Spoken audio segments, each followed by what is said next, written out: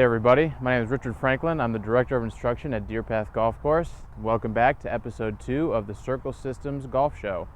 So today I've got planned for you a really special show. I think it's really important for most golfers to understand where they came from, where they're potentially at, and sort of where they're going. So I'm calling this episode Traversing the Continuum. So undoubtedly the beginning golfer has a swing that's characterized by surely too weak of a grip. Something we discussed in episode 1 about having the heel pad more on top of the grip. Well, again, undoubtedly that beginning golfer's probably got it too weak in his hands. Second to that, the beginning golfer will almost always have what I call a roundhouse shoulder action in order to deal with that face that is too open at the top.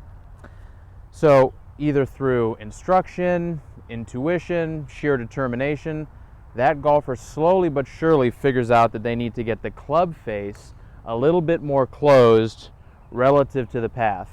That golfer probably still has a leftward biased path and is probably at some point hitting straight pulls with that occasional slice getting in there. But 9 out of 10 times they're going to figure out a way to get that ball curving a little bit left. And there's really nothing more exciting than being a slicer to start with and seeing that ball draw a little bit.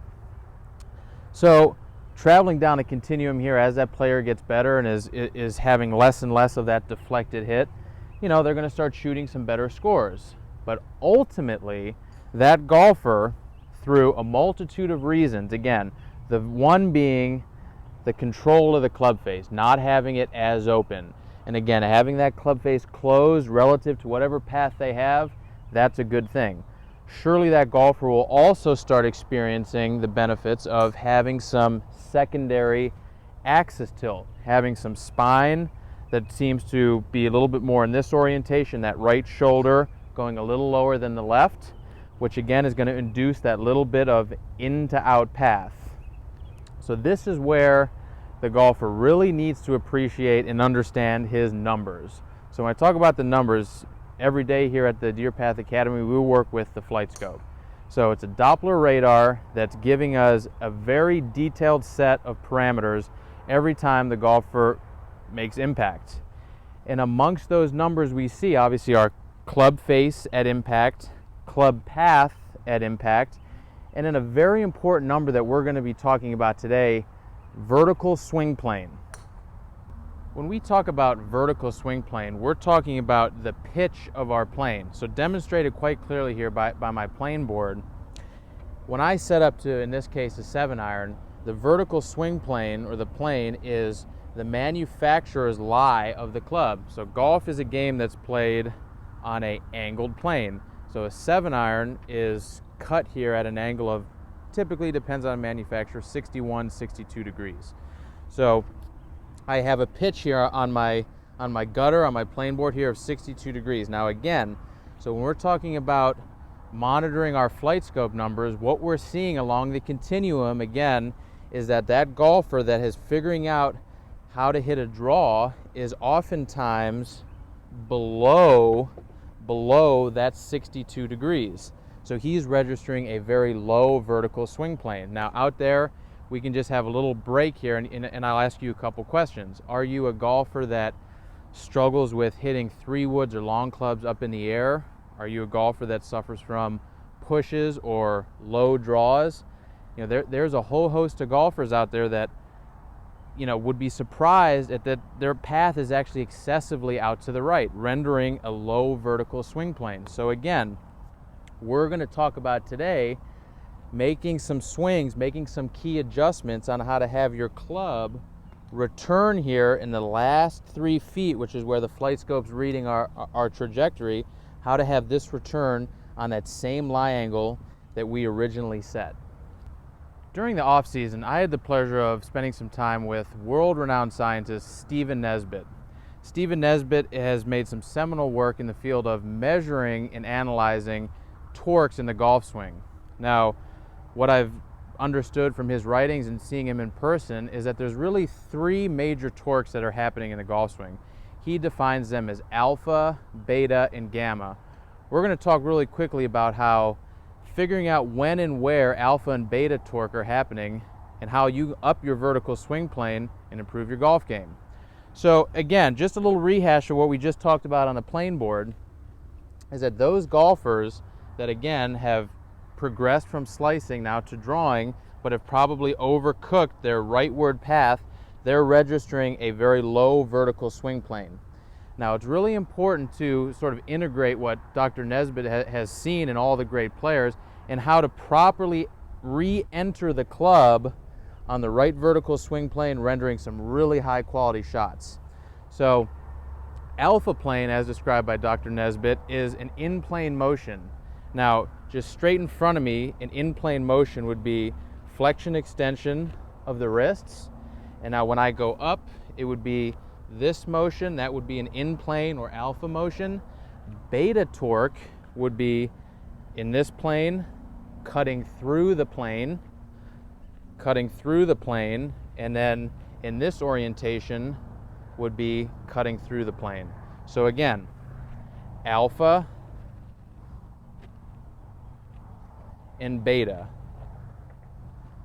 So, what was of really utmost importance in his finding is the progression in the peaks here of alpha and beta torque. So the best golfers in the world elicit from the top a high peak in alpha torque. So as a drill at home, we're going to give you a little something to think about.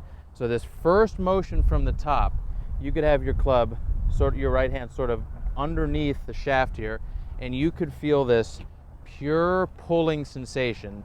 That's that high alpha torque reading that he measured in all the best players. That's certainly going to set us up. You can see on this inclined plane, right down the plane, registering, putting some force into the shaft. But what's very important to understand is that the beta torque ramps up really, really high in this sort of left arm parallel to the ground for the last time. So it's hard for people to fathom, but there needs to be a very liberal amount of this beta torque right here in the last phase. So again, I think a great drill for everybody at home is they could just make some swings where they feel pure pull, and then they can switch the orientation of their right hand to feel like it gets on top. So if you could get really good at pulling and then getting on top, recruiting all the musculature here in your chest and your shoulders, you're gonna find that for, again, that golfer that's struggling with that 3-wood getting off the ground, this will be an absolute miracle that you feel on the way down that you're working this beta torque this way. Okay, so once you've properly understood the alpha and beta torque application in your golf swing, you're surely going to start hitting some really, really different, cleaner, better golf shots. Now again, I would strongly advise you get yourself on a Doppler radar, and hey, no better place than here at the Deer Path Academy to make sure that you're getting all your numbers quantified throughout the swing. I promise you it's going to take the mystery out of it. But let's start figuring out now, when you start applying this beta torque, upping your vertical swing plane, ball's going up in the air, path is going a little bit more leftward, life is good. But there's gonna be a very good chance here that to get us to that next level, we're gonna have to start taking out a leftward shot. And I'll explain what I mean. Those golfers that have been underplaying, registering a low vertical swing plane, they've been applying a lot of this down arch, because otherwise that ball was going right of right. So as soon as they start getting more on top here with this beta torque, they're most likely going to continue to have a lot of this down arch on the other side. So this leads me to a really important finding by another really good golf instructor. His name's Fred Griffin. He's done composite studies of all the best players in the world, and what he's found is that, surprisingly to me as well, was that most high-end golfers, when they finish or they're in their sort of post-impact condition, their left hand is very much in this attitude. So most golfers think, geez, the worst possible thing I could do is not have a flat left wrist. And if you recall back to episode 1, the swivel, a flat left wrist swiveling to the finish, hey, that'll beat a slice anytime, any day. So it has its place in the pantheon of golf instruction. But again, we're moving up the continuum here. So we're going to talk about, after applying some of this beta torque, and while I'm on this, let me give you just a little drill just so you at home can really start feeling what we're talking about before we get to Fred Griffin's ultimate discovery. So, you at home that have been underplaying low vertical swing plane, I want you to take a golf ball. You'll have another practice ball about 4 feet in front of you, and you're going to make some practice swings doing the ball bounce drill, where you're going to have to clear the left side of your body, open up, and in this ball bouncing attitude, that's really going to help you realign the path in a more leftward fashion and really help you get the sensation of this last minute beta torque. Okay, so with that out of the way, let's talk about our strategy through the shot. We talked about how the better player now is going to start hitting some left shots because they've been down arching, and how Mr. Fred Griffin has given us the go-ahead to feel a little bit more of this left hand cupping, if you will, or hand on the wall. So you're going to make some swings where, coming through the shot, once you've hit the ball, I want you just to rehearse this back of the left hand, palm to the wall, I call it. So you're going to go through and you're going to make some palm to the wall swings. Now, in addition to that, I can think of no better feel for the impact and through for your new improved motion, and it's this. We call it dump the sand and scoop it up. So to add a little bit of body stuff here and exactly how you want to complete your swing, as if I had a sandbag in my hands and I had to lift it off the shelf here and I had to dump it on the ball, I would unwind my body and I would simply give it some dump down. Okay, so that's the attitude you're going to be in. Ball bouncing attitude, beta torque when you need it. You're going to dump the sand bucket, or the sandbox right there, and then with your body, you're going to feel like you use your tailbone, tuck your hips, and scoop it up on the other side. Again, with a little bit of left hand against the wall. I thought we'd wrap up episode 2 with a look at some golf swings, showing in clear detail, along with their flight scope numbers, exactly what we talked about in the previous section. So the golfer's continuum is the beginning player is often a swing that is classified with an open club face, has roundhouse shoulders, lack of hip slide, and accent tilt. So we're going to take a look at the swing that typifies those ideas, and then we'll take a look at the improving player, how that player is learning to change path and face relationships, but often struggles with a low vertical swing plane, thin and fat shots, struggles getting long clubs up in the air. The advanced player, we'll see in the third swing, has optimized his VSP, aligns his body for a fairly square hit, and really manages his angle of attack. So on to swing number 1. What you'll notice here in the beginning player is, as we were talking about, a club face that's open at the top, and clearly a motion that's swinging left, very steep through the ball, and is going to have a left to right curvature. So as we look at the flight scope numbers from this particular swing, you'll see an angle of attack that is 11.5 degrees on the way down at impact, a path that is 8 degrees left, and what you'll also notice here is a vertical swing plane much higher than the optimal number we'd want for a 7-iron, 71 degrees, far too high. On to the intermediate or improving player.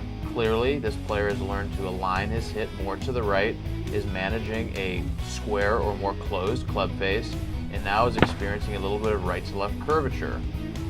As noted here in the flight scope numbers, this person has a lower vertical swing plane, potentially a little bit too low as he goes through the continuum here, a path that tends to have irregularities. You'll see there in swing number 2, a path that was 8 degrees to the right, and so again, the player is improving, but a little bit overcooked in that direction. Now, the advanced player has, the middle line of the two. So he has a club face that is very close to square at the top, aligns himself appropriately for a square shot. And what you'll see in the flight scope numbers is is a very optimal angle of attack. Club head speed is up, ball speed is up, and the vertical swing plane, the all-important vertical swing plane, is now matching the manufacturer's lie angle of this 7-iron, very close to 60 degrees, and this player is hitting really high quality shots.